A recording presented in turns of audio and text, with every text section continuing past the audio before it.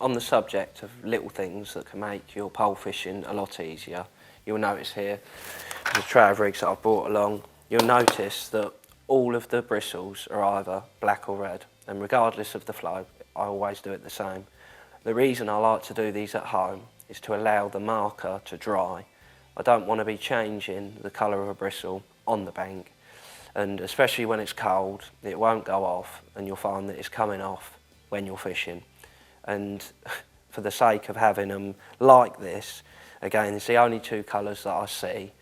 Red when the water's dark, black when the water's light. And by doing it like this, it will make your fishing that much easier when you're on the bank.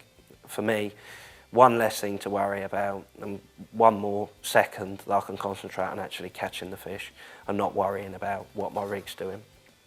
As you can see from here, the floats are very short, and the reason for that is because, put this down, the float, as it standardly comes when you buy it from a tackle shop, is very long. Now, me personally, I quite like this because it allows me to have the float how I want it. I'd rather a float too long when I buy it than too short. If it's long, you can change it, and I'd like to show you. This float here is a Magic 3 by Preston Innovations. The best thing about this float is it's actually got a hollow bristle. And when doctoring a float, as the term is called, all I do is gently, with my teeth, bite the bristle to the body. And what this will do is crack the paint or the glue and gently, very, very gently, turn in it, and it will release itself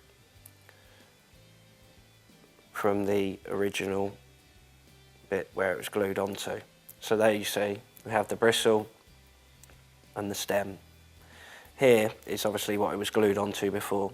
All I would do is just cut it, so I've probably got 5 or 6 mil of the original stem left. Then onto the bristle. Hollow tips, again, for the bloodworm fishing. Very, very good, but these are ultra, ultra fine hollow tips. I measure them out at home so they are the right length, and hopefully, if you can see by there, it's a good inch shorter. Then all you do is glue it on, a bit of super glue, and it's worth taking your time when you're gluing it just to make sure the float spins straight. You don't want the bristle wobbling. You want to, it's your float, and it's not how many you've got, it's having them each one right. So it's worth just taking your time, making sure that the float spins correctly, and obviously that you haven't done any damage to it when you've taken the bristle out. The last thing to do is just cut the stem of the float down. As you can see there, it's again an inch and a half shorter.